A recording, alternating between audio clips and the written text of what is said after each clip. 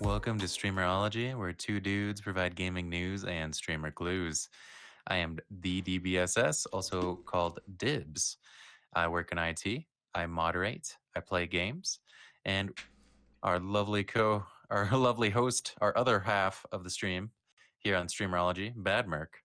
I'm Bad Merc. I study a lot of marketing. I also do clothing, graphics, from all that other stuff. Today's topics, we're going to be discussing a lot of different streaming topics, as I repeat myself numerous times. Anyways, we're joined today with our special guest as a mixer partner. And that's your cue, Dibs. I'm here. That would be our one and only Drama Queen. And she has been partnered since April 2019. She streams every day except Wednesday from 8 p.m. Eastern Standard Time and currently is at 13.4K followership. Hi, guys. How are you doing, Drama? I'm good. How are you guys? Oh, excellent. First show is going to be a little rough as soon as we get the intro landed down. Yeah, I got to work out the kinks. Oh yeah, absolutely. So, do you have any idea what we're doing exactly? A little bit. Ask me questions. Do you know these questions? No. Oh, absolutely wonderful. Because guess what we're starting off with? Lightning round. Lightning round. Oh, please don't ask me what my favorite song is again. All right, you ready? Are you ready? Yes, I'm ready. Let's All do right. it. What's your favorite restaurant? Ooh, Chili's. Favorite food? Okay. Pizza. Favorite game? Left 4 Dead 2. Favorite color? Green. Cat or dog? Come on. Do I have to choose? Yep. You gotta choose lightning round. Cat or dog? Lightning round. Cat. Squirrel or chipmunk? Oh, a chipmunk? Squirrel or chipmunk? A chipmunk. Okay. Favorite dessert? Chocolate. Tropical island or mountain range? Mountains. Otters or sea lions? Otters. Favorite knock-knock joke? Knock knock. Who's there? Who's there? Orange.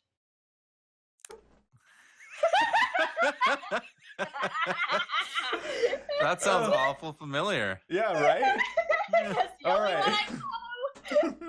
Orange who? Okay, would you rather be a dragon or a mermaid? Mermaid. Mario or Sonic? Mario. Celebrity crush? Shawn Mendes. Could a woodchuck Chuck Norris? Who's Chuck Norris? What? All right, ladies and gentlemen, this is Streamerology. We're going to go ahead and end episode 1 right here. We have to educate Drama Queen about who Chuck Norris is. We have to educate her about Chuck Norris's legend. So there you go. There's a lightning round. Kind of ease up the little stuff there, but we're gonna get on to a lot of different topics. We sat here and thought about the different questions that a lot of streamers ask, a lot of people who are wanting to start streaming.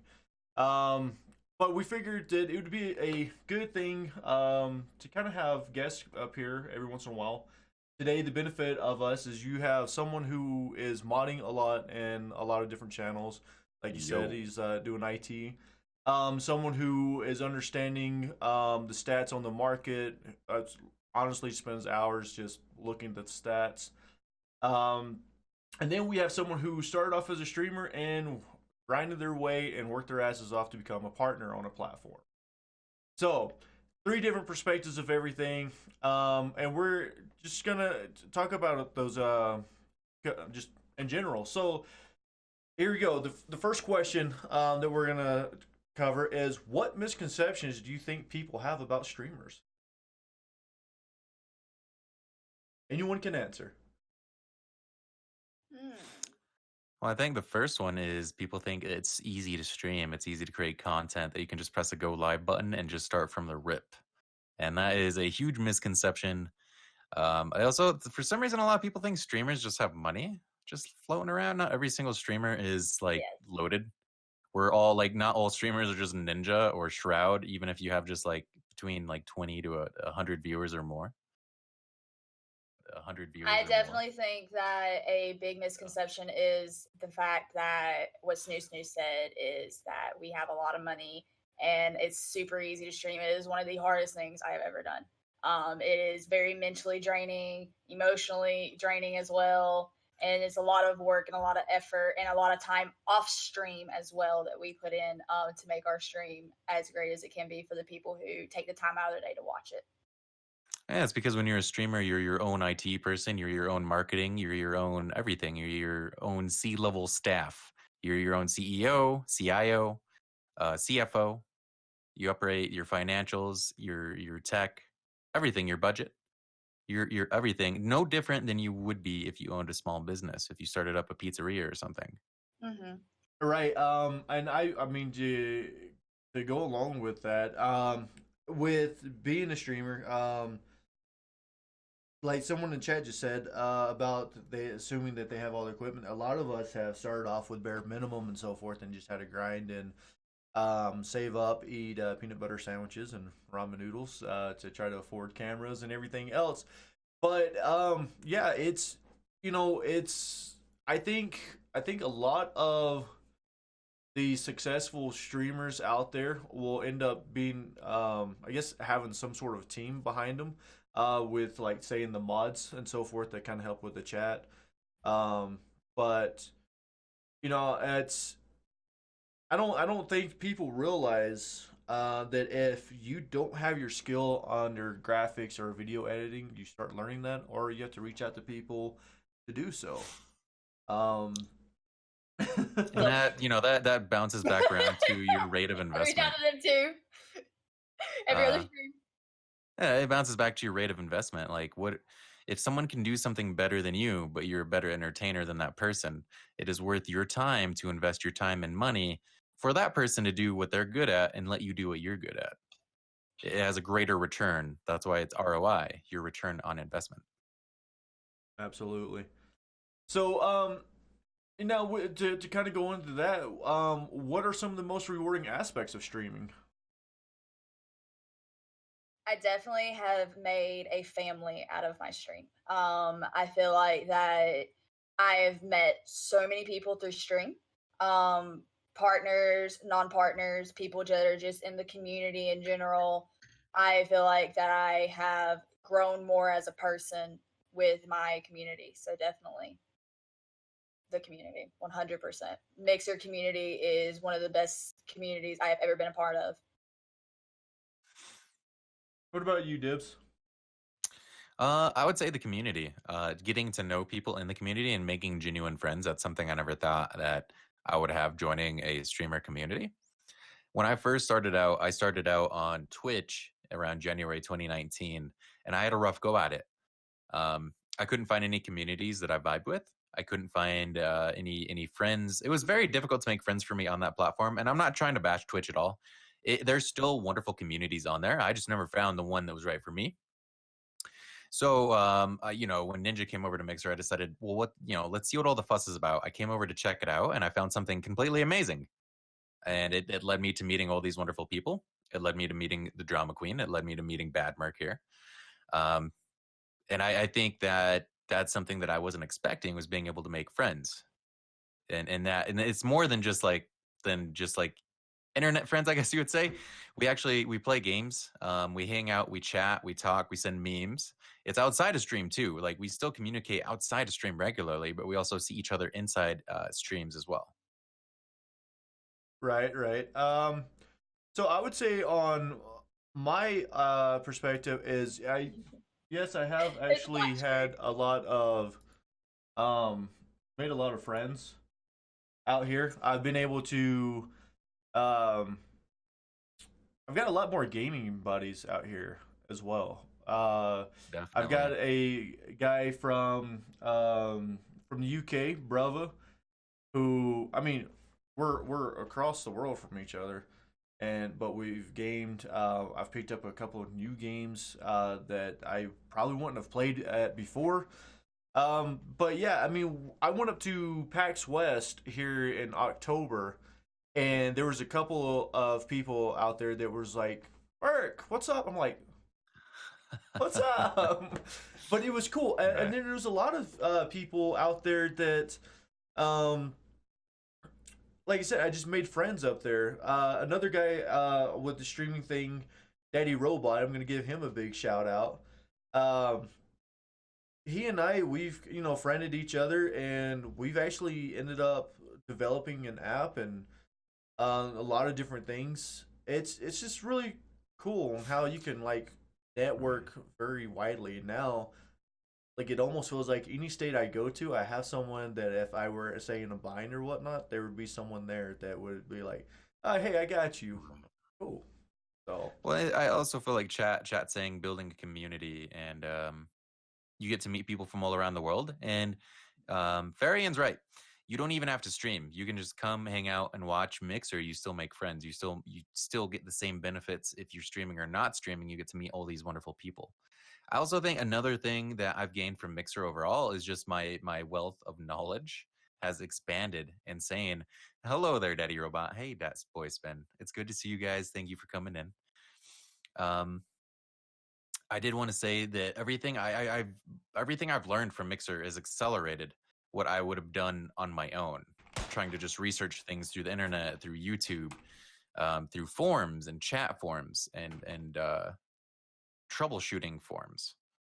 It accelerated it much faster. Just being a moderator for a partnered streamer, for a few partnered streamers, I've learned quite a lot just from that aspect as well, because you get into the mindset of how they think and how they want their stream to be seen, how they want to be known. You get the name and the branding, and it's a completely different aspect from being a normal viewer to being a streamer.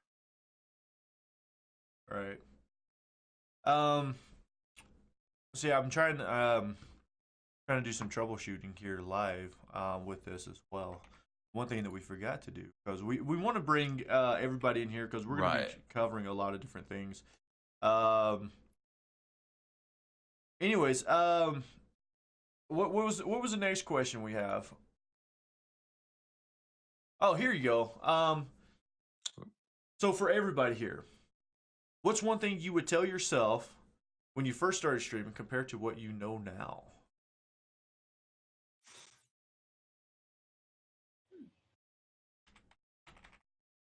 Don't everybody answer at the same time. I see Drama Queen. I see Drama Queen over here with the cogs turning. I see her, I'm just her looking at looking. 7 of 7 and just say quit. Like, great. Right. so, um, so I would say like getting into it from everything that I know now of it, from just watching different people, looking at the, I guess, like I said, all the stats and everything else. Um, I would say, I guess I would tell myself like, man, do you really know what you're getting yourself into? Drama hit it on the head earlier because it can be mentally draining and everything, but there's that big, I would say it kind of ties in with our first question, the big misconception that your viewer count, um, some people fall into that trap of that showing what your worth is, and that's not the case. Um, you get a lot of trolls that come in and do stuff, and it's you got to be rooted pretty well because people on the internet they can be a little vicious. Um, but I mean, I guess I wish I would have told myself to have money saved up so I can afford all this fancy equipment. But Yeah. I guess that would be on my. For me, I didn't even know I would like streaming or not. I started on my PS4 and I just live streamed to Twitch off the PS4, and it was an experience. It was very difficult. it was very difficult, and it takes so much time. It took me maybe 3 or 4 months before I got a single viewer. So I was constantly just talking to myself in stream over and over and over. And then finally one day I got this guy. I was streaming. Jurassic Park just came out, the Jurassic Park game, where it's like you build your own theme park and you can create your own dinosaurs on that. I got someone in there who was called Dinosaur Dan. It was something like that. And the dude just came in and started giving me random dinosaur facts. And I was like, where in the world do you experience this, where you play a game and you have someone that wants to come hang out with you and you can chat about dinosaurs? So that was kind of like the first time I was like, I like this. I enjoyed I had 2 viewers. I still remember their names. And unfortunately, they didn't come to me with Mixer, over to Mixer. I still remember them, though, and I miss them. But they're on Twitch, and those are my first 2 viewers I'll never forget. Just coming to hang out, that experience. And since I moved over to do Mixer itself, I've kind of started growing and building a community. It's a bit difficult when you first start out. So it takes some time to build up that community. Drama, But, you haven't answered yet. Yeah. One thing I tell myself is definitely make sure that you are mentally prepared, as I always say. Huge mental health person over here, but also make sure that you have a strong support system, not just inside of stream, but outside of stream, because you're going to need it. You're definitely going to need the people in your life to support you and agree with the path that you're choosing. It wasn't easy getting my parents on board when I was like, I want to try streaming. You know, they're very much into the, what is that? Why? What? People watch you play video games? What is this kind of, you know?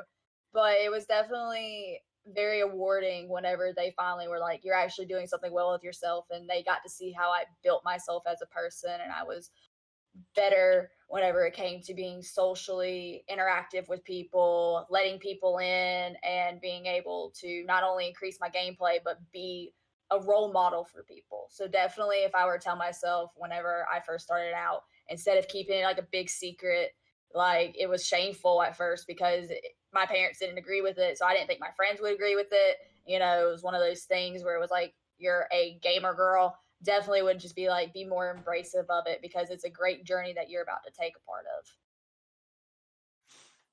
Yeah, good points there. The other thing would, while we were sitting here talking, I would say understand time management. Time management is very important. Yes. And then I didn't really answer the question. I was just blabbering on about my experiences. So to answer the question, one thing that I would tell myself, I would tell the wee dibs back in the day, like almost a year ago, is to loosen up, I guess. I was really tight.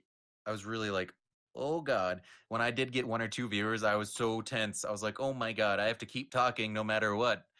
I have to say something to keep them here. No, you can be yourself. There can be moments of silence. It's natural. It's natural. If there's moments of silence, they just want to hang out and chill with you, and then let things come up naturally.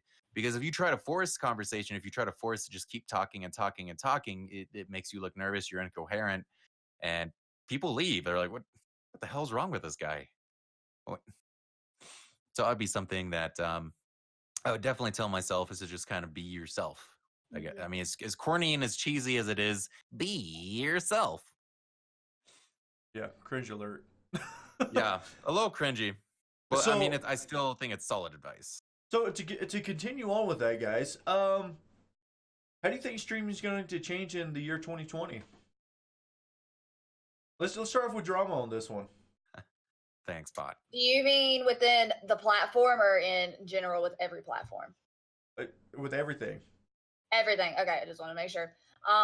Definitely think that it is going to just continue to grow, because I hate to say this, but I didn't know what streaming was until Fortnite.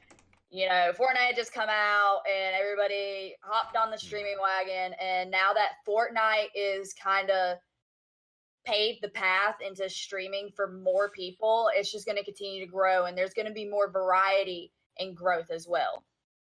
So, with that being said, I really think that more people are starting to understand what live streaming is, and it's kind of like a movie, it's kind of like a TV show. So, I really think that more people are going to come in and start embracing the new streaming element that has come across in the last 3 to 5 years. So, I really think that in the next year, 2020, that it's probably going to be a very defining moment in streaming.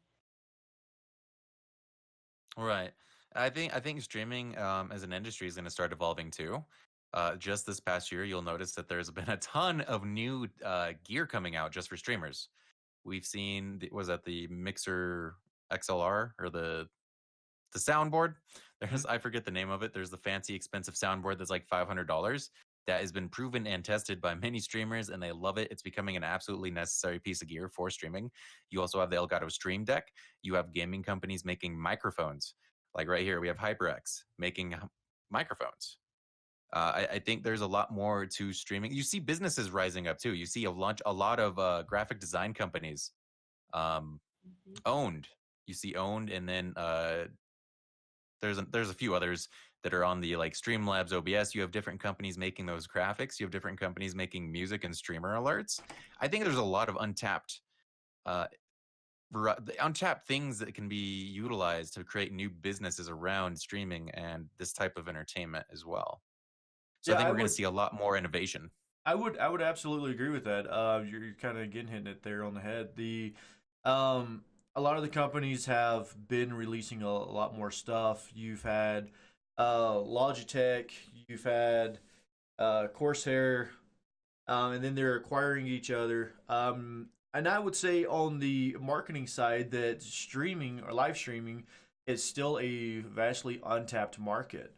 Um, Yeah, just definitely. recently, have you started seeing a lot more companies reaching out to actual streamers to do stuff? They've been running some ads on different platforms, but now they're starting to actually integrate the streamers in with it. I can say recently that was trending was the Coca-Cola ad, and they were going through and helping doing partners with the Twitch people, and a lot of companies haven't reached that. We've had another company that their entirely um, business model was reaching out to streamers and getting the streamers to kind of promote the product, and that was Jerky XP.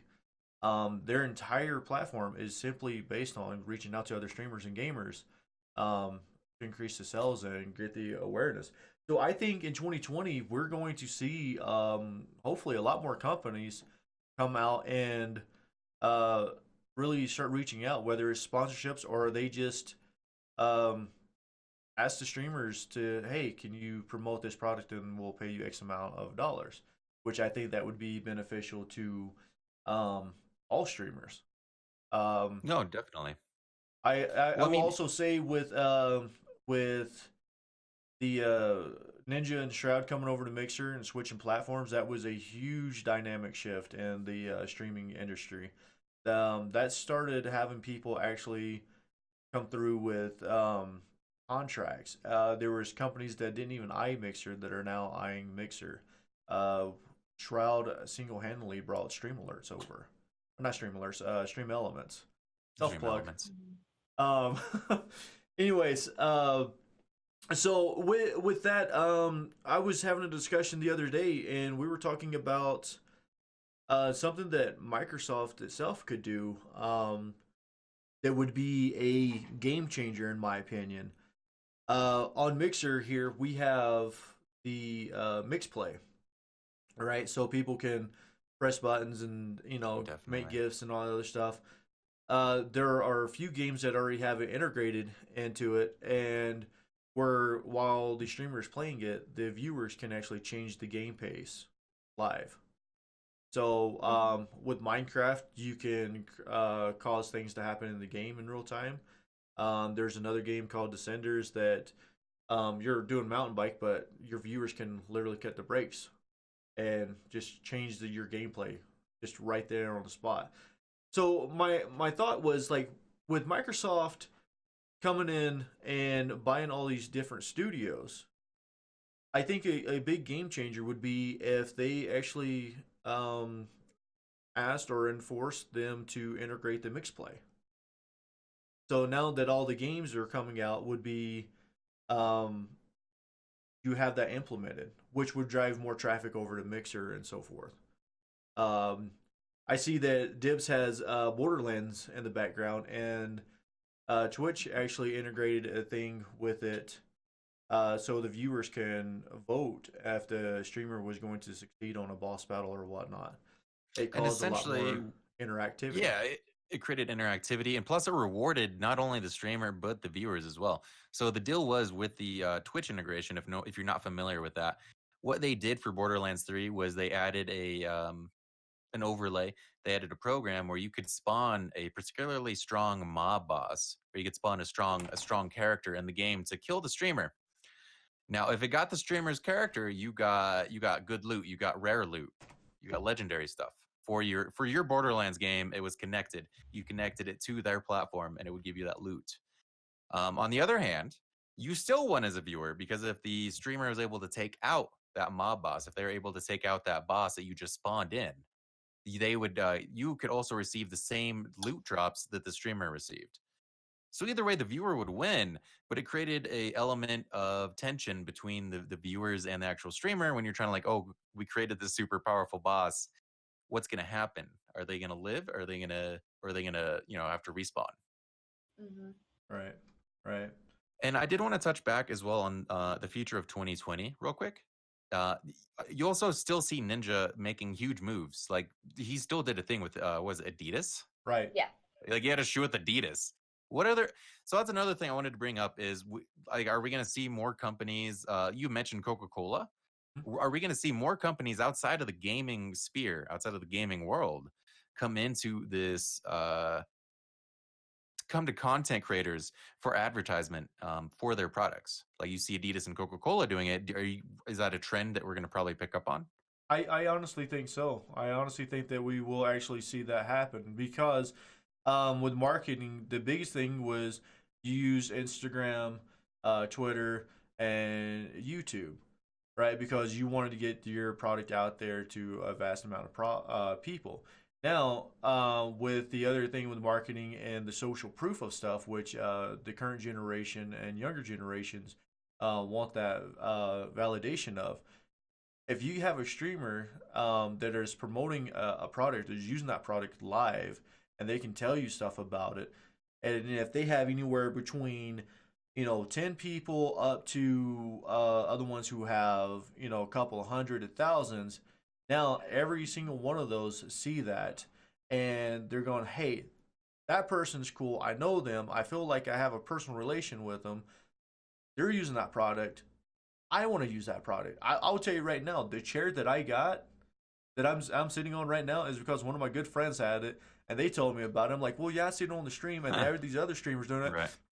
I like that chair. Well, no, it's the exact same. I know exactly what he's talking about. I got a new desk after about 20 plus years of having an old plywood desk. It was falling apart. The damn thing was giving me splinters, and I was like, it's time to upgrade. And it just so happened I got the same product from the same person. Essentially, I got a new desk, and there definitely is a certain level of influence that it can help you out. You're like, well, I so happen to need a new desk. You have this code for it, and you swear by their products. Not only you're gonna, this particular person would say they would represent me if I had any qualms. So there's a sense of security and everything with that as well. And it's also a lot cheaper. It's also a lot cheaper to, go to streamers instead of like paying multi-millions for like Super Bowl ads too, I think. Oh yeah, that's true. Actually, I was reading on that the I believe I want to say Navy, that they're not even spending money on the Super Bowl ads now. They're actually going to be doing their advertisement on the streaming platforms. So yes, I do think we're going to see a shift in advertising A lot more. right. In 2020. So here you go. Now this is going to be a fun question, and we're going to start off with Drama Queen again. Oh my goodness. and I say fun, and I mean that kind of sarcastic. What advice would you give someone looking to start streaming? Oh, I love this question. I get this question a lot. As a partner streamer, a lot of people actually come to you and ask you, like, what did you do to make yourself be able to come partnered on the platform? And I always give people the same 3 advice every time because this is what I did and it worked for me. It may not work for them, but I think it's the 3 guidelines that people should always follow by. And like Snooso said earlier, I agree 100%. You have to be yourself. Because if you're not personable with people, people aren't going to want to come back. Because if more, like your first 500 followers, you're acting a certain way, and then the next 500, you're acting a different way because you were conforming to what you thought people would want to see instead of who you really were, people aren't going to want to come back. And then the second thing is you always want to stream the games that you are going to be happy playing because you can tell if someone's not happy playing a game. Like Fortnite's the most trending game at the moment for the most part, still on Mixer. And a lot of people still stream it, but there are people who have this misconception that if they stream Fortnite, they're going to get a lot of followers. So with that being said, yeah, you can stream Fortnite, but are you really going to be happy streaming Fortnite if you absolutely love the game Apex? So it's really along the lines of you have to stream what's going to make you happy because at the end of the day, you're going to be yourself and you're going to be happy streaming what you are, and it's going to be noticeable, and your quality of your stream is going to be better. And the third thing that I always tell people is you have to communicate with your chat. Time is the one thing I believe you cannot get back in this world. And with that being said, time is the one thing that people are giving to you in your channel. So I believe that as a community member yourself, you love it when people talk back to you. So talk back to your community as well. Make them feel welcome. Make them feel like they're have a home away from home in your stream. Make them feel like they can keep coming back time and time again. You're going to remember who they were. Absolutely. You're going to remember what they said the last time. You're going to remember like, hey, I remember that you said that your dad was sick. How's your dad doing now? You know, it's just the little things that matter. It's the little things that people are always going to remember. And all 3 of those things end up tying together. So at the end of the day, those are my 3 advice that I always give people. And normally they end up flourishing with it. You know, they have their own little thing. Not every streamer is the same. Every single one of us is different. We have our own brand. We have our own thing about us. I mean, everybody knows me as Drama Llama. I'm psycho with llamas. So with that being said, like, it's your own thing. You have to figure out what you are and what you want to be on this platform. You cannot be someone else. I also want to point out something really important. Okay. Just coming from various platforms, TheDramaQueen is a partnered streamer on Mixer, so her experiences are going to be slightly different from other platforms. Mm-hmm. I, personally, like all the platforms are great. They each have their pros and cons. I do want to mention on Twitch, it is more difficult at the current moment in time due to the viewership rates to stream games that are popular like Fortnite. You can still get a viewership on Mixer at this current moment in time as of December 30th, 2019. I still think it's viable to come to Mixer and stream, and you can build a community from whatever game you want to play here, honestly. It's going to be a lot more difficult on Twitch. You're going to have to separate yourself from the rest of the people, the rest of the streamers. You're going to have to find ways to engage and bring more people in. At the current point in time, Mixer, I feel like Mixer might be a bit easier to start with, possibly. Although it's no matter what, you're going to have to go to any of these platforms are going to be a grind. You're going to have to work hard on any of the platforms. And I think over time, as Mixer grows, that it will become more saturated over time. Right. So to go on with that, we are with the show that we're starting here. We're actually going to offer a streaming tip of the week. And just little things that we've learned over time between modders, asking partner streamers. And that's kind of what the show is kind of all about, is being able to get different perspectives on things with the gaming news, and which we haven't even hit yet. But so to answer that question, if someone's wanting to start streaming, what would you tell them? I'm going to say don't stream unless you absolutely know what you're going to be doing. If you think that all it is sitting in front of a camera playing a game and hoping that people would come in and say hi and so forth, you're going to fail. If you go into there saying that you're going to play a game and people are just going to throw money at you, you're going to fail. you have to provide, a decent quality content, whether that's saying you're really good at a game. Now, okay, if you're really good at a game, by all means, sit down in front of a camera, show your skills off. People are going to be like, "Holy crap, that's amazing." But if you're just kind of decent, mediocre, you're gonna have a difficult time. You're gonna have to Well, have your personality be able to carry you. I will tell let you me right put now. that let me put that in perspective real quick, Merc. I don't mean to cut you off. Go ahead. But just put that in perspective. When you look at Twitch, you look at the League of Legends streamers. League of Legends is gigantic on Twitch. I play League of Legends. There's lots of people like League of Legends. It's a fun game. Now, the few people that actually stream that are successful on Twitch Yeah. are pro level players, and I'm talking about above diamond. I'm talking like master challenger tier. These people are challengers, and that's like the highest you can get in League of Legends. That is the absolute highest. It doesn't even divide between the masters. It just has like, your master level 200 or something like that. It's like that in Apex Mhm. as well. Apex Legends. Once you hit Apex Predator, you're gonna have numbers. You're gonna be Apex Predator 302, 303, 304. So when you do see people playing at a pro level, they are the cream of the crop. They're the tippity top, the best that you can get. So, and that's the other thing. And I was gonna actually cover this, but someone in chat actually mentioned it. The guys over at Streamerology, we have a couple of people in the chat there. I know we're kind of broadcasting on 2 channels because it's the first one. We're going to be bringing everybody into the Streamerology, and we're going to have our set days. Right now, it's looking like 4 p.m. Mountain Time on Mondays. But like I said, the streams where people are gaming, stopping, looking at the camera, chatting, and then gaming.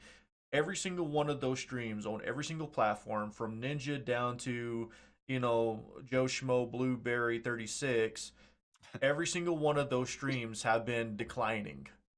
The ones that have been succeeding are the ones who have, I guess, somewhat of a, I don't want to say production, but they have a meaning behind it.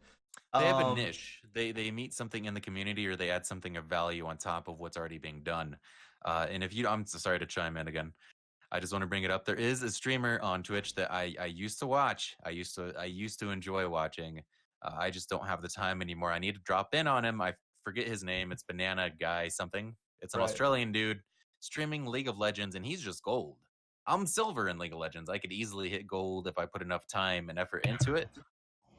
But here's the unique thing that he adds. He's not a pro player, but what he does is he switches characters. He goes into a new character. He switches hats. He literally has a different hat. He puts on a different hat. He puts on a different persona, and he reviews as an announcer, someone reviewing his own gameplay with the footage that was just done. Because the League of Legends records your gameplay, so you can go back and watch, and he analyzes his own plays, and he's fair. He's like, well, I made a bad decision. I pushed too far into lane. I got ganked. So I should have had, I should have done this, and that, and that's what I'll try to implement in my next game. So you see a level of improvement and self-coaching and self-training. And not only that, but you also have this underdog type thing where you're like, damn, I really want him to get to diamond. I want him to get up and above. I want him to get up and beyond. He's doing the time. He's doing the work. He's analyzing his own plays. He's analyzing the other people on his team and the enemy team. Right. So that's something that was really unique that caught my eye when I was, perusing and browsing all these various thousands of channels on Twitch for League of Legends. So, like I said, to continue on with the have a game plan. I will say again, a good friend Daddy Robot and what he's doing. I stumbled upon him, and he's using mix play the way it should be used. You go into his channel, you can control his webcam, you can shrink it, rotate it, his entire stream. You can make it bounce around like the old DVD thing. For you younglings that don't know what that is, do some research. Best thing that ever happened. I'm just saying. There's a hype movement as soon as it hits the corner. But in there he also has you can play a maze. He's got the secret word of the day. So if he ends up saying that word, whoever clicks the button gets points on it. To knowing what he's got planned in the future, that he is finishing up his I'm gonna say studio, and it's gonna be interactive. And I have fun going over there, learning, seeing all the new things he's doing. The last time I was over there, he was working on a jousting game. so the viewers could joust each other, but using the method of rock paper scissors to be able to, is just kind of the variables there. And I think those kind of streams where it's you're actually giving something back to the audience in a way, I think those are going to improve. So Absolutely. definitely make sure you have a game plan and something that you can offer back to it. And if you go from doing a lot of charity work or to doing competitive, maybe you are just a gamer that is gaming and talking whatever, but your game plan is to go ranked and be good at it, and people can see your journey and learn from the mistakes and so forth. Then I think yes, that's going to work for you. So, like I said, with all that, there's a lot of good things, but definitely go in there and have a game plan. Do not go into your stream and just pop in on the camera without a game plan. People can see it, right? Like I look at streaming as another job, because when you start getting paid, well, guess what? You're self-employed. But when you go to a job, you don't stand around aimlessly trying to figure out what to do, right? You become a bad employee. So if you put that in perspective of streaming, go in there with the game plan, know what games you're going to play, what objectives you're going to hit, and go from there. With all that, now we're going to direct everything to drama. So we did a lightning round. Let's get to know our partner streamer a little bit. So our first question to you, Drama. How do you Okay. prepare for your streams? Hi. The routine. Yes, the routine. I honestly, most of the time, if I don't have a game planned that day of, I will put a message in my Discord, because I love to be interactive with my community, and I do like little emotes. It was actually Snoo's idea, who he got from years. So I give total credit to 1,000 years of Snoo for this idea. It's actually very interactive with my community. And they put emotes in the chat of which stream or which game I should stream. And so from there, I pick which game they want to see. Or if I already have a game plan, I normally wake up, I go make sure I get everything done around the house. I go hang out. I stress this enough. Hang out with your family. That comes first. Personal life comes first, and the stream will always be there. And then you have a schedule, go live at 8 p.m. It's pretty much easy. Besides network and make sure I keep talking to my community, there's not much I really actually do to prepare for a stream. Just get ready, shower, make sure I look presentable. Yeah, yes, always be presentable. So if you want people to care about you, you have to care about you. Right. Exactly. Just throw that in there. You have to. Like, that's why I said, like, I made sure I am mentally okay. I'm hanging out with my family. I am doing. So you things. do prepare for a stream in a way. You prepare yourself mentally, and you get ready I in that have mindset. to. Like I said, it is mentally draining. You got to prepare yourself for some trolls, man. They come in there, they're ready, and no matter what platform you stream on, where you go, they're there. Right. So, what are your goals for 2020? My goals for 2020 is to at least hit 30K followers. I believe as a variety streamer, it is a little harder for me to grow.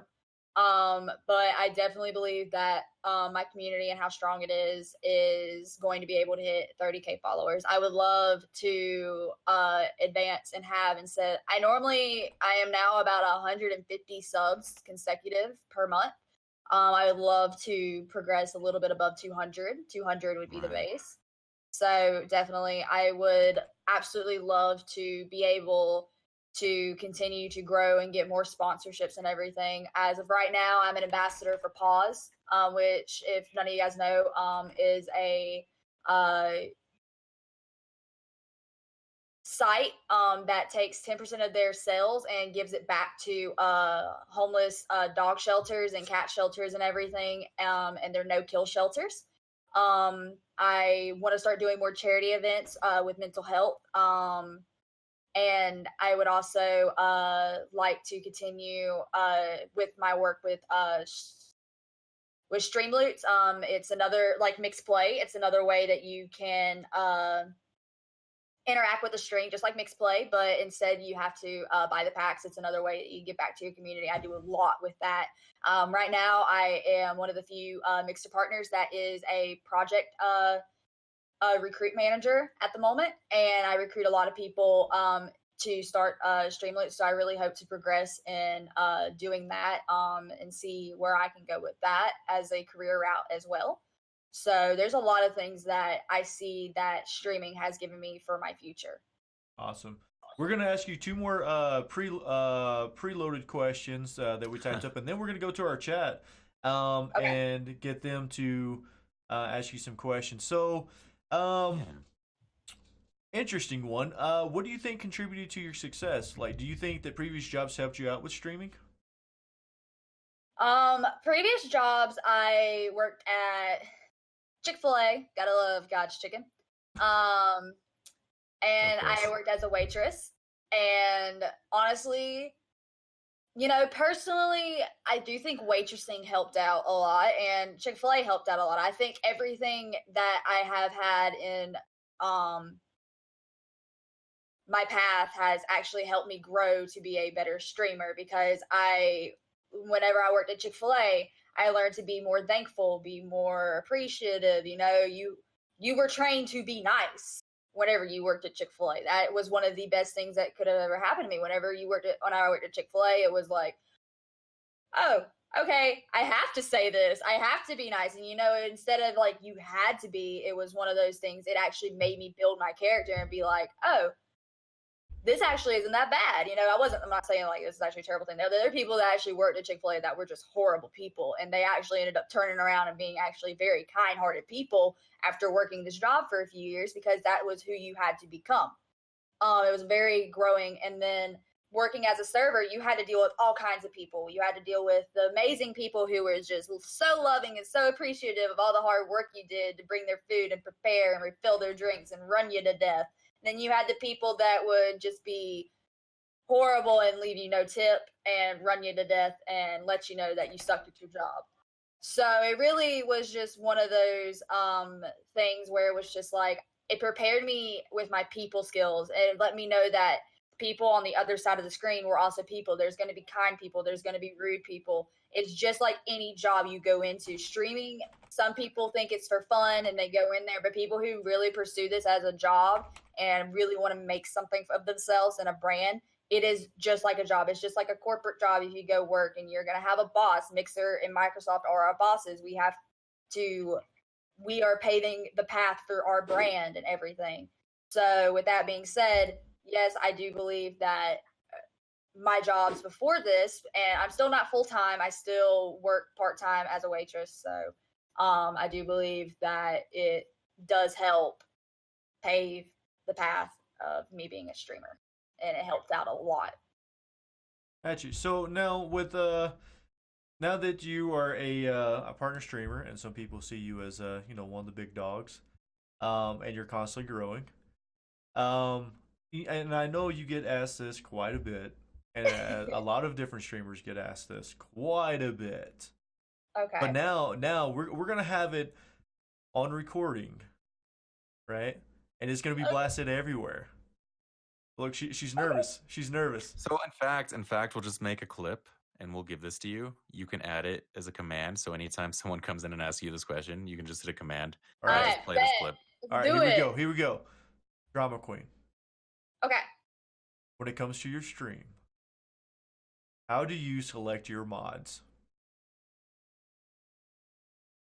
You have to be loyal to my channel. And when I say loyal, I mean you have to honestly love my channel and understand what I want for my channel. And I am very easygoing with your schedule. I am very easygoing knowing that personal life happens. I have actually 4 of my mods on vacation until January. So, you know, I have maybe 3 of my mods that are there. I'm very understanding. Y'all have personal lives. This isn't what your job is. You guys are honestly giving me so much time and so much love and everything. I have a mod application that I do. I appreciate my mods. I actually have an age limit for my mods because I like to them be mature because they represent my brand. I have a minimum amount of hours that you have to have as well because I believe that the people have to be able to be in the stream for a while again, like know what I want for my community because they represent the community. They are the backbone of the community. They think I don't do most of the work. My mods do. My mods get everything. Like they have to be on top of everything. They have to keep the trolls out. They have to do the commands and everything. I have it easy. My mods, I wouldn't be where I am without my community, but my mods are the reason that I am so successful because if it wasn't for them keeping everything in line, making sure that I'm on time, you know, and loving me and pushing me farther and farther and farther and farther and everything, that's why. Well, moderators are an extension of a streamer as well. Right. Oh, yeah. Absolutely. Your moderators represent you, and that is something you have to always remember. So I will say this for anyone who's looking to be a mod, and Dibs can validate this. If you are going to be a mod, understand that what you do out on Twitter and Instagram and everything else reflects the streamer that you're modding for. If you are modding for a streamer who is, you know, that says you said pause is that what you're doing? Pause. Yeah, pause. Is the. So if say if someone is modding for you and you're representing pause, but then they go to Instagram or Twitter and then they're showing like these videos of animal cruelty, that's not good either way. I mean, if you show that stuff in general, you're here for me, you're a shitty person. But it's going to reflect that streamer because people will know that you're tied. I've been tied to A1000 years since my early thing on here, and I'm very conscious of what I do outside on the other stuff. She got sponsored by G Fuel, and I stopped drinking the other energy drinks because I don't want people to go, well, wait, if he is drinking this, does that mean that her stuff isn't actually good? So I was like very conscious of what I was doing because I work with A1000 years quite a bit, and constantly trying to think of different ways to have like a lot of merch and everything out there. And now that's kind of grown bigger where we're looking to bring in other people in there. Hopefully, Drama Queen comes over soon. But nonetheless, it's going to be all that stuff. You have to be conscious that you are an extension of that streamer. And also with a mod, your kind of your focus is to help the chat, not just striking stuff down, but keep the chat engaging and whatnot. Ask them questions.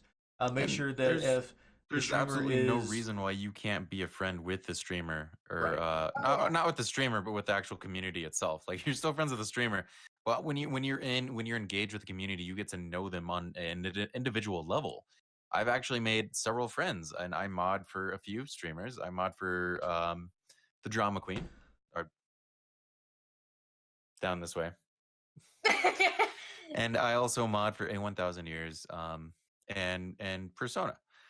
And it's more than just going around and being like, yo, you're banhammered, you said something wrong. You're actually there to be like, cheer on your friend, your friend who's streaming right now. And you're there to get to know their community and be a part of their community. And it's more than just protecting the streamer from all the trolls. You are a part of them as an extension.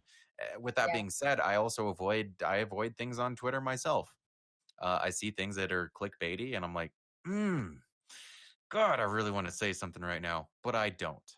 And I control those behaviors for the better for myself and the people who I also represent on Mixer. I think the best way to really describe a mod is that they are the backbone, but also the example to lead towards others in the chat because they're the green people. Everybody wants to be the green people. Everybody asks when they come in, like, how are they green? Like, what? And then they have to just be like, they earned this position. They weren't given it, they earned it because of who they were in the community, in my opinion.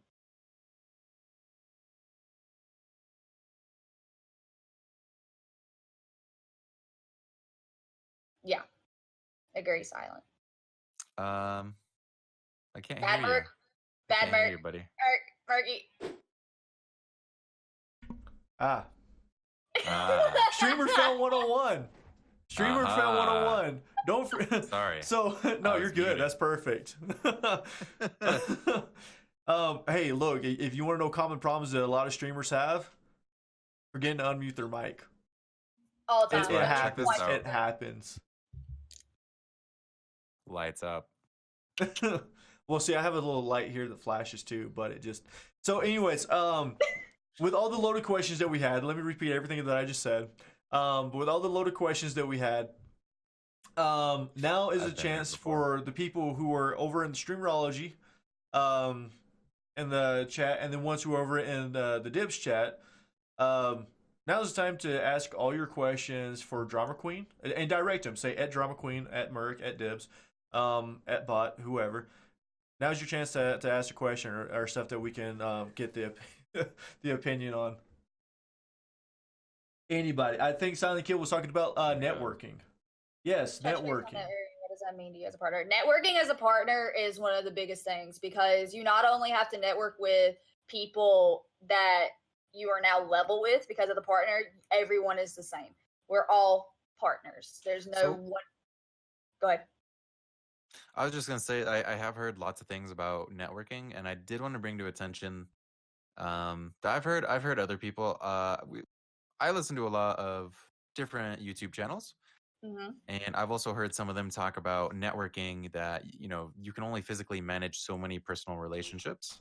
So there's a point between who do you want to have as a friend, which is still networking, but there's two types of networking I think is important to differentiate, which is like a professional level, on a polite professional level, and then on a friendship basis. I just wanted to point that out. I feel like it's important to know that you can only manage so many relationships, that if you want to succeed in networking, you need to differentiate those two. All right. I agree. So, Drama, you were continuing saying about how important networking is as a partner. As a partner, obviously starting out, you have to learn the basics of networking, and how you do that is you watch people who have larger followers and how they do it, and you have to see what they have done and how they have done it to do what they do and be as big as they are. So with that being said, whenever you network as a partner, I also go into younger chats. Up and coming is one of the best sections on Mixer. I have met so many incredible, underrated streamers on Up and Coming. Like, there are people who just are streaming a game that you have never heard of, but they are amazing. Absolutely. Like, you would just be so shocked how just kind-hearted and amazing and how, awesome they are. And me going in there, I'm just watch. I just watch and see how they interact with the chat, and then eventually I'll be like, hey, how are you? How you doing? And then I'll just be like, what made you want to start streaming? That is where I want to know, because some people are like, I think it's just cool. I see my friends doing it, or there's some answers that are just like, but there's some people that are just like, I just love it. And he was like, I just love the connection with people and making a community and everything. And I want to make something of myself. And I just absolutely love that. But networking is so key. And it's so hard to network because there's so many streamers. Like, if you just go out there and look at mixerstats.com and look at the amount of live channels that are out there. So, Fairy and Night bot asked, he goes, could you see yourself going to TwitchCon and connecting with Twitch streamers while showing them the Mixer side of streaming? Do you see that as something worth your time? I will say, opinion, go ahead. Oh, Go ahead. you? Did he ask you or me? Everyone. He's asking everyone. Oh, okay. Sorry. I thought you said me. Okay, go ahead. Good. I'm going to stay over here. No, go ahead, Drama. You started. Go ahead. Go ahead. You're our guest. Basically, I am really huge on it's Mixer, it's Twitch, it's DLive, it's Facebook Gaming, pros and cons to each and every one of them, as Merc mentioned, but everybody is striving to the same goal, and that's to become a content creator. And I would love to go to TwitchCon and just experience what another platform event is like. I would just absolutely love it. And, I'm from Mixer, I can learn things from Twitch streamers. I can learn things like, because eventually Mixer is going to be up there with Twitch. There's more and more people coming over every day when they keep finding out about Mixer. I mean, we have Ewok over here now. We have Ninja. We have Shroud. I fangirled when Shroud came over here. Promise you.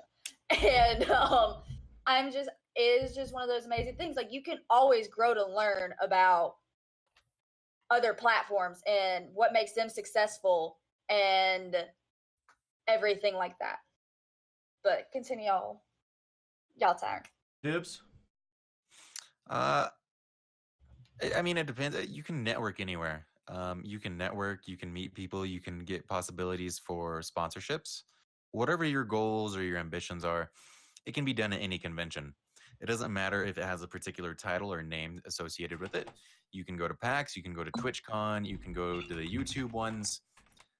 They're all going, I mean, when it boils down to it, they're all going to be the same type of,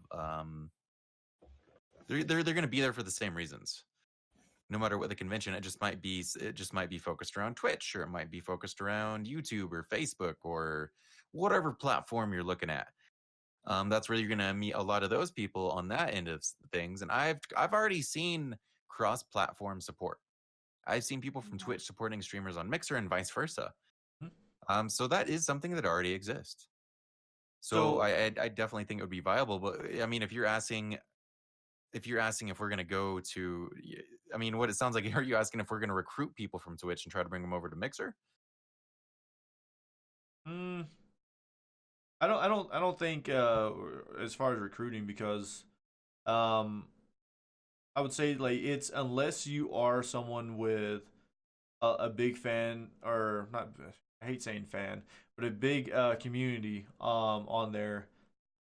And then you go to Switch, and it shows the stats that even the big names who have Switch, they've actually lost some people when they're Switch over. I mean, if you built your community on one platform and it's working for you, I don't see why switching. Now, I will say, I was networking with other like Twitch streamers and so forth. Absolutely, I would love to work with it. I've already been in talks with a Twitch partner, and to try to have them up on the show. Because we are multi-broadcasting between here and Twitch, because it's kind of a talk show, and being able to talk to different people. I mean, hence the reason why it's called Streamerology. When we want to get different opinions and different viewpoints.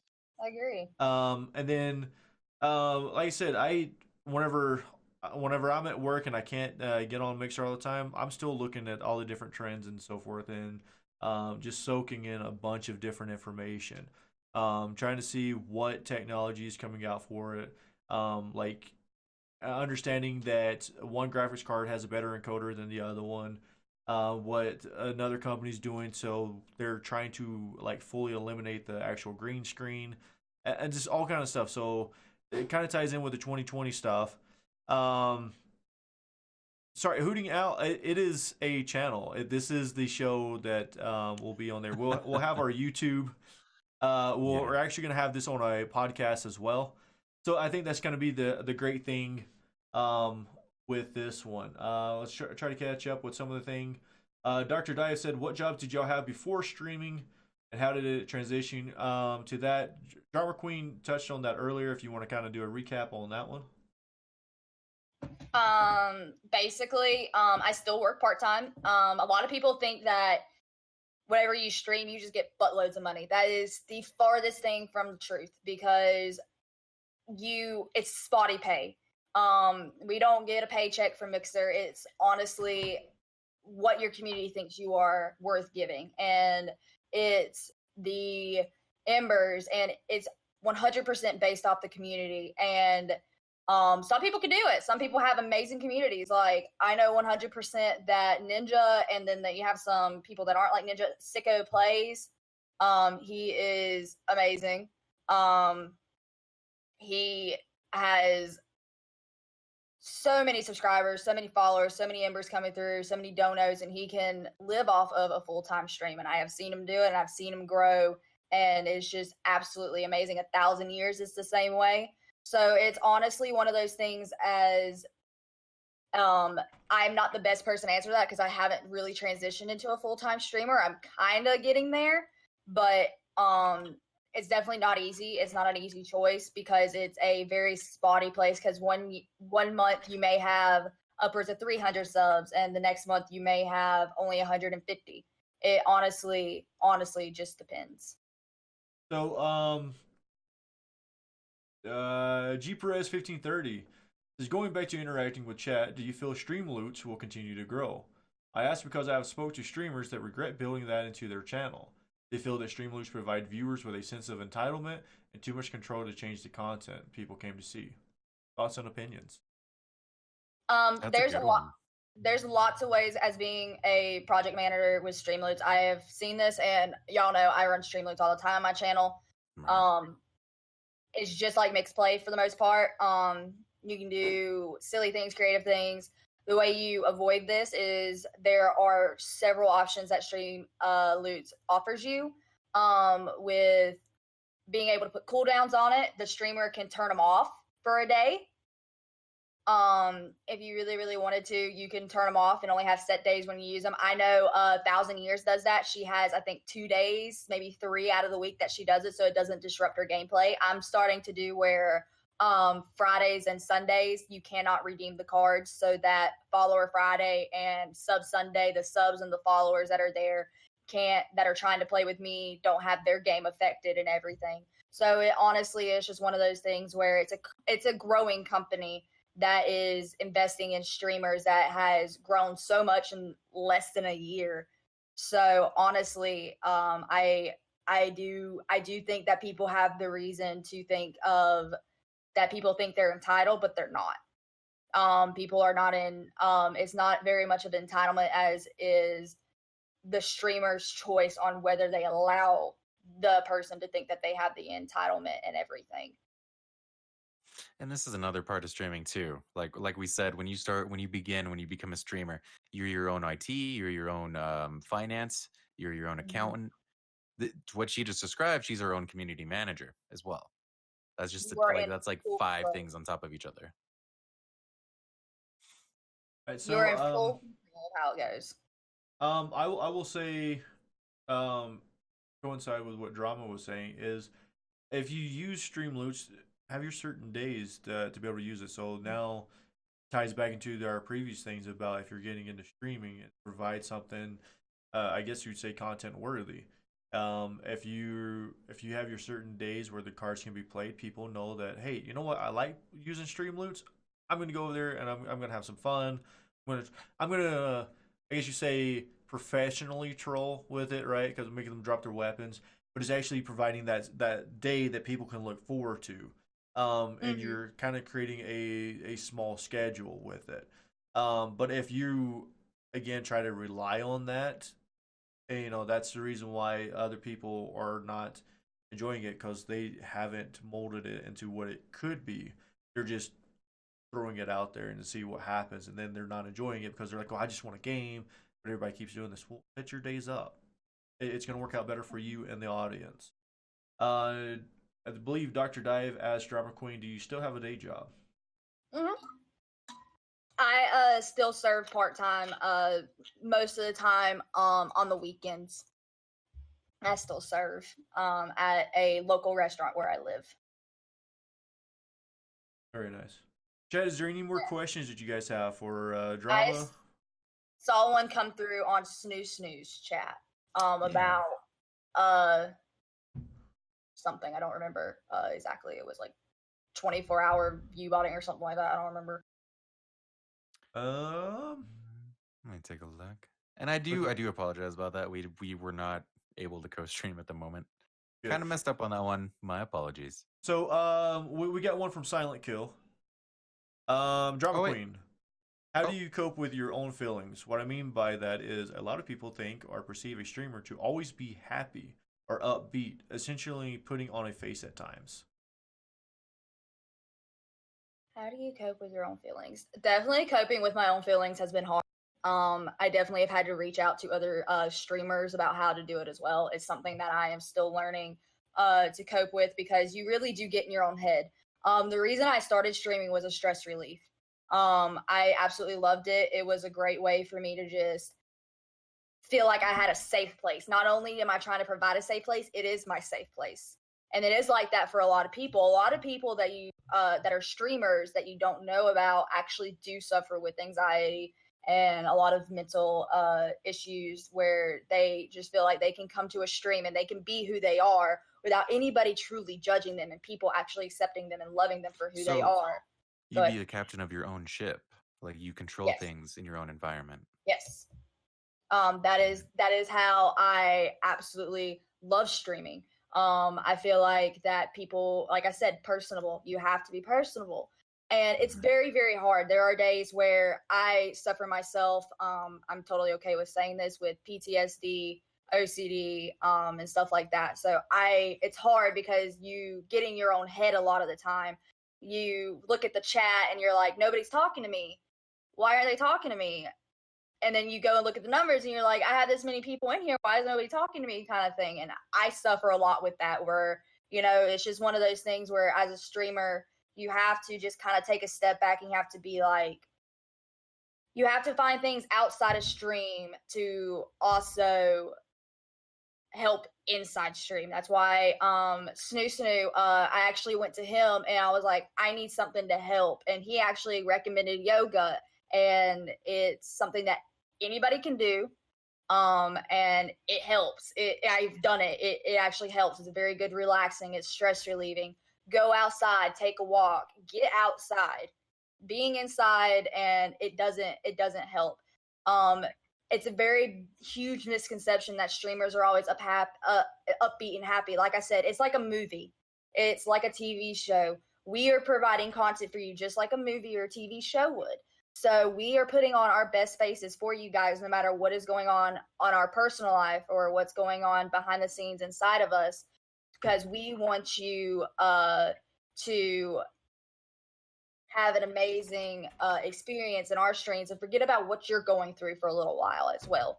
So it's definitely hard. I'm still learning about it myself. It definitely helps with reaching out to other streamers and being like, hey, what do you do to help you overcome these feelings that you have? Me, I do yoga.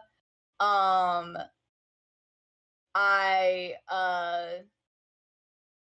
take walks. I play games off stream with my moderators and just time away from stream. You just have to take a second, like Farrah said, listen to the music, relax, and just realize that it's okay sometimes to not be okay, and take time to yourself. Take time off if you need it to.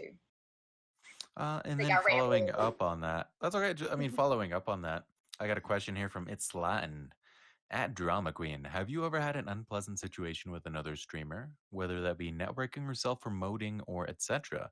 And how did you handle it? I've actually had a lot of issues with other streamers. Not going to go into many details. Self-promoting is something that is very much not allowed, and I don't think anybody's stream unless it's a follow for follow stream that we are now starting to see come up on Mixer itself. Which absolutely does not work.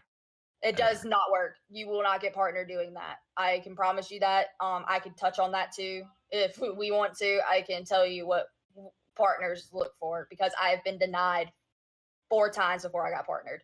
So with that being said, going back to what you said, self-promotion is definitely something you need to put in your rules, because if they disobey the rules, you have definitely found a reason to whisper them or tell them that that's not allowed. If they keep doing it, you can time them out. They keep coming back and doing it, you have the right to ban them because it is part of your rules.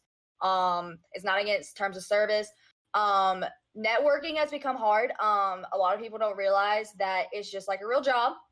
There's in a real job, there's a lot of drama, and like I said before, you represent your brand, you represent the company, and a lot of people, partners included, have taken to Twitter and caused a lot of drama. I myself have succumbed to the drama, and I absolutely hate it. My name may be the Drama Queen, but I am 100%. Don't drag me into it, please. There are people who are jealous of who you are because of how you grow, how your community stays by you. So it's definitely just one of those things where you need to stay humble in your experience and realize that your haters are your motivator. You're gonna have haters no matter where you go and whatever walk of life you do. There are people that take on, you know how many people are sitting there and are jealous and look at him.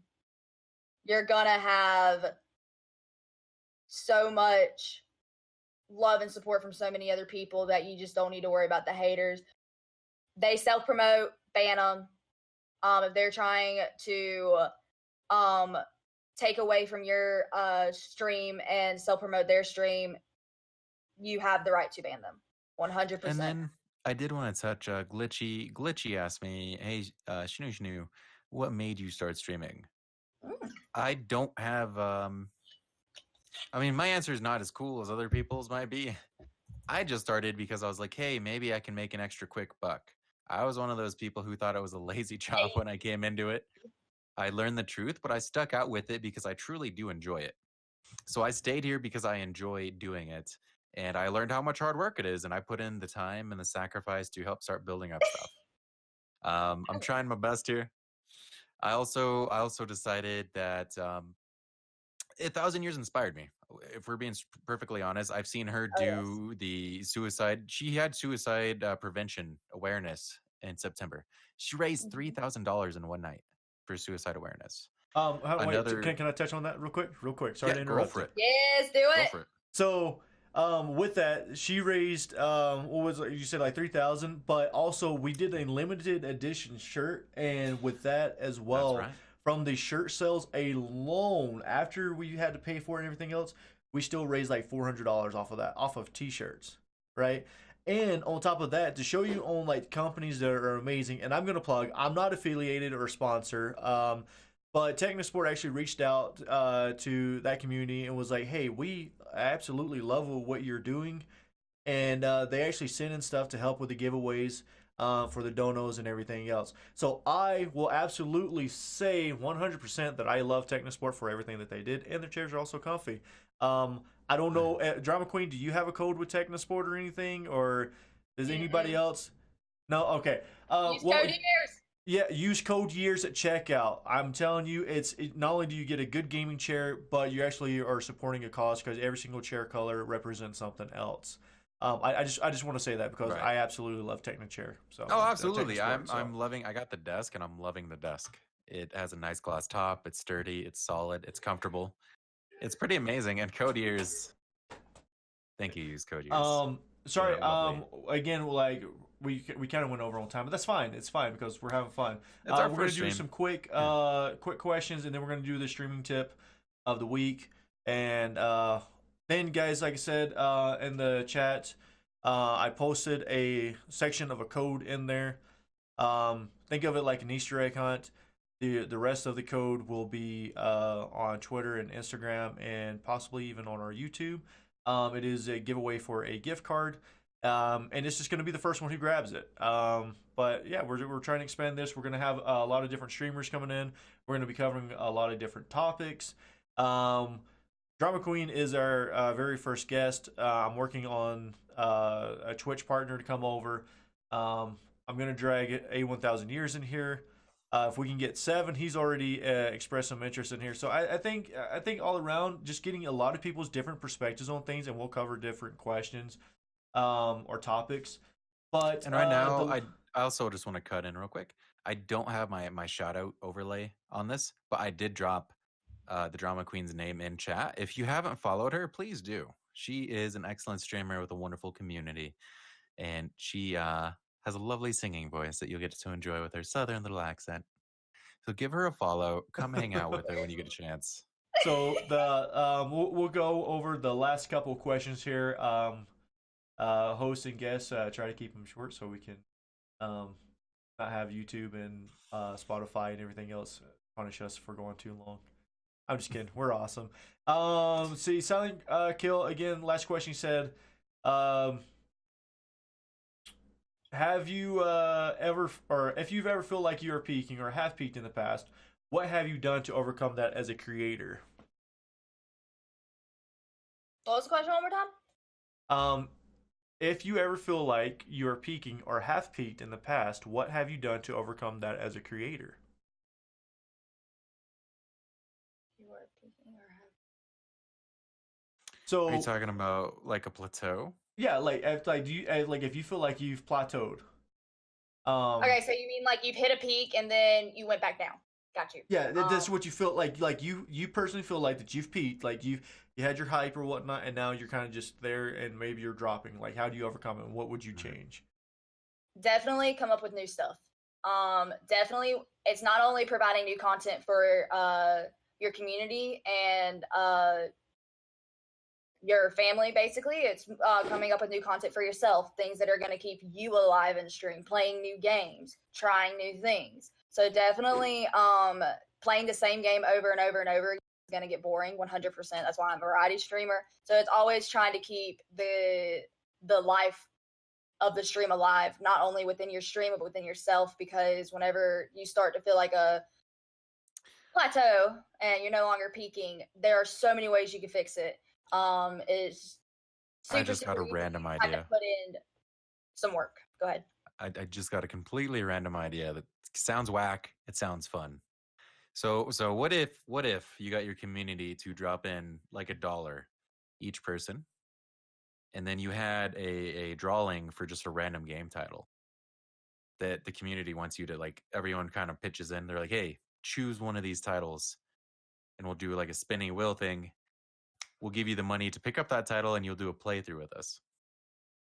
I don't know how it sounds. It's completely unscripted, Yeah, right. off the radar. But I think that's the part of being a content creator. A content creator goes from being on streaming, or if you're doing YouTube, or even if you're on TikTok, right? You have to provide new stuff. If you do the same, like Drama said, if you do the same exact game, or you do the same exact video day after day after day after day after day after day after day, see, it's already sounding boring, right? So you need to change it up. So I will say right now, there's a video of me floating out there and Twitter social thing. I decided to play a horror game, and I hate them. And Daddy Robot smacked the thing, and I did a full blown man scream, and I think I almost passed out on the stream. Everybody got a kick out of it at my demise. Yeah, he almost did a backflip out of his chair, like straight up, like.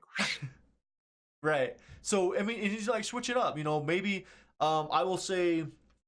Untitled Goose Game, a very phenomenal game, and everybody plays it differently. And if you have the personality for it, I mean, switch up your game, switch up, integrate stream loots properly, right? Make it interactive with it. That's going to be to cause people to laugh and so forth. The last question we have, let me go up there and find it, is how do streamers stay healthy when they sit for long amounts of time and stare at a screen? Use the Streamloots squat card. They have a card that makes the streamer squat 10 times. You just spam it over 15. and over. It's 15. Drama 15. knows well. Drama knows from experience. That's how she stays in shape. I gotta work off that pizza somehow. It's using Streamloots properly. I would say also time management, right? Because you still need to go out there and exercise, walk the block, and so forth. You still need proper sleep. Take a time off, like with your schedule. Have a day or two off. Don't stream all the time. Have a schedule. Like me, I stream at 8 p.m. Eastern time, and I have Wednesdays off. If I'm gonna stream on a Wednesday, I'm gonna take another. That is just how it's gonna have to be if you want to be able to stay mentally sane and healthy and everything. A lot of people are like, I really don't want to take the time off because I want to grind. But I'm like, you're just going to grind yourself to death. Like, you have another aspect of it too is you should also be focusing on other content, other places to post media. So, I mean, if you're spending 8 hours a day on Mixer, what happens when you're not live? Right. And like I said, same thing. Sitting at the at your setup for long periods of time. Um, get a good chair. I mean, Good chairs help. it does because it's Good gonna help with chair, your. good It's gonna lighting. It's going to help with your back problems and all that other stuff. Also, if you're doing graphics and so forth, Dibs is wearing a pair of blue light filtering glasses. I don't know. I'm not sure the brand. Oh yeah, this Um, is Gunners. They're are the they? Enigma. Yep. Um, Yeah. so some people are more sensitive to it. Some people aren't. I actually have a pair myself for whenever I'm sitting staring because it will affect your eyesight. Now, the other thing that you can do if your monitors have it is to turn on the blue light filtering on there. Yep. So, Drama Queen asked me a question earlier. Um, she asked me what made me want to start streaming. I was bored. um, And I there you have actually it. no. For me, it was The actually Dibs and to Bad Merc origin stories. yes. I actually wanted to network a little bit, and to be completely honest, the very first thing that I started, it was a group called the Arcadians, because That's we very just true, wanting to Faria. do a kind of like play a lot of games together and so forth. But I seen that there was one problem that was not being solved. There was like thousands upon thousands of YouTube videos, um, but and I'm failing to do it on this one, but what we were doing was we were actually going into streams as the viewer and trying to help the streamer out, saying, "Hey, mic audio, game audio, doing all that stuff." So everything sounded really good. Try to help Which with is their something we would totally be open to doing in the future, possibly too. Either absolutely. whatever platform, YouTube, Twitch, Mixer, we can come in and take a look at your stream. I mean, I mod for partnered streamers, and Bad Merc works with partnered streamers. So we know quality. We know how to fix things. We're Drama IT people. Queen, Drama Queen may or may not have been able to reach out to us and be like, "Hey." So, Right. but that's Not that's kind once, of not twice, but 3 times. right. Less than a So, and then, the one thing that I would say is even if you don't want to have someone come in there and in quote critique what you're doing, watch your VODs, listen to it, and if you can't stand listening Always. to it, then no one else can either. So, Right. If you can't stand watching yourself, why do you think someone else is gonna sit there and watch you? right. So that's the reason why I started streaming, and then I just started networking. I like doing graphics. All the graphics you see here on the stream and so forth, I've done. Self plug, NPC Limited. I've done 99% of those graphics over there. Which we will That's be kind of one of putting the in our things that I YouTube do. link. We're going to be putting the NPC link in the YouTube videos as well, because it is one of Bad Merc's things, and we're Streamerology together, and so we want to support that as well. I did want to finish up real quick that Faraday Night's like I wanted money quote of 2019 by Death. No, so let me finish that. I was inspired by 1,000 Years in September when she did the suicide awareness, raised over $3,000, sold over I don't know how many shirts, but we raised $400 just off T-shirts alone. I bought one myself. Um, that inspired. I mean, she's done a couple charity streams at this point, and it's inspired me to want to become a nonprofit streamer. So that's my goals. Those are my goals. Those are my stream dreams. It's important to have your own stream dreams and try to figure out your own goals and create a path for yourself, so to speak. So I just wanted to point that out. I am working towards a nonprofit streamer. The community chooses what nonprofit that they want to support for a month, set the goals, and then we rock and roll from there. Right. So, to kind of just start kind of closing this out, and everybody, sorry, we can't answer all the questions, because we've went way over time, but that's fine. Yeah.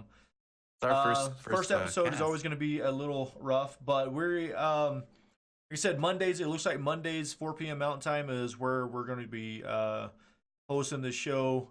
Some days you'll see just Dibs and myself talking about different topics that's happened during the week.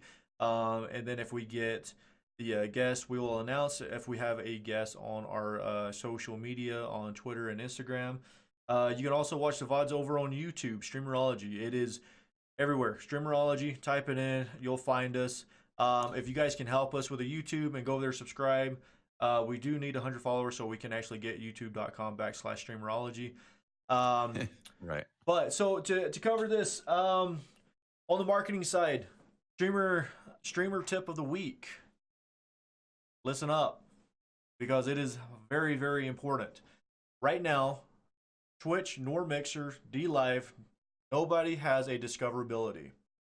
So one thing that you can do is using your social networks, your Twitter and Instagram. Instagram, do your post, do your stories, make it engaging, make it fun. Don't do the same thing over and over because people want to be able to find it. And with that, you're going to use your hashtags. With Instagram, I'm going to say anywhere between 5 to 12 hashtags, but don't use the hashtags that have a million hits on there. So if you were to say use hashtag streamer that has, I think, 3 million hits on there, but hashtag mixer streamer or hashtag streamer Twitch only has 5,000 hits, you're going to be able to be discovered on there more. Also, with Instagram's algorithm, they want you to be engaging. So if someone comments on there and you want to reply back to them as soon as possible, that will also cause you to be higher up on the feed, right? Use the stories properly. And also, if you are doing clips for a partner or you're using any of the other clipping services, use that on the story or Instagram TV. And then with Twitter, go in there, engage with different people. Make a post on there, but engage with different people. Talk to them. Show them that, who you are, your personality, what you represent. People are going to be attracted to, the different personalities. So also, when you go live, and years will preach this left and right, when you go live, probably about 5 to 10 minutes before you go live, make a post saying, hey, we're going live, this is what we're doing. And then add a GIF to it. Because from the marketing aspect, your eyes are automatically attracted to movement. No matter what you do, eyes are attracted to movement. That's the reason why we started moving to our movement displays on the billboards. That's the reason why you guys are seeing those. Because if you look at a billboard, you don't remember the ones that are just plastered there. What you do remember are the ones that are moving, are the ones that are maybe upside down. Those are all marketing tricks. So use your hashtags properly. Use Twitter to network and talk to people. Make a post of when you go live with the time zone, which is very important, and then what you're doing with a GIF. All that stuff there will help you be discovered a little bit better. I will say on Twitter, I will post up the link of the hashtag creator system that I've used and I've helped a lot of other people use. And then also on our YouTube video, we'll do that. With that, guys, this first episode that we've did with Streamerology with our special guest, TheDramaQueen, our other host, Dibs. TheDramaQueen, any closing thoughts or statements, questions, and then we'll end out. No, just if anybody in chat is a streamer up and coming or anything like that, feel free to message any three of us. We would love to network with you and get to know you and help you grow as a streamer on the platform. 100%. Absolutely. Guys, we don't have a Discord yet. That's my fault. That's Merc's fault. I will post that up on Twitter. The link that should be up within like 5 minutes as soon as you get done with this. But guys, a year's with the host right when we're closing out. But guys, like I said, we will be on here at Mondays, 4 p.m. Mountain Time. Follow our Twitter and Instagram. We'll tell you guys what topics we're going to cover and if we have a special guest. And guys, I'll tell you this as well. If you have anybody that you think would be a good guest on here, hit us up. Have them reach out to us. We'll reach out to them. I've got a lot of people in mind that I want to do. We're going to be going across multiple platforms. But it's just a way to kind of teach we'll have our people reach out to their people. And then once their people reach out back to our people will talk to us and we'll get them on the stream. So, guys, thank you all for coming in here and asking the questions and engaging with us. give a big round of applause for the Drama Queen for being our first first guest on Streamerology. I give her a round of applause. She has been a partner streamer once again since April 2019, and she is live every day except Wednesday at 8 p.m. Eastern Standard Time. Please give her a follow. Tune in when you can. Show that love. All right, guys. Thank you for joining us. We will see you next Monday, 4 p.m. Mountain Time.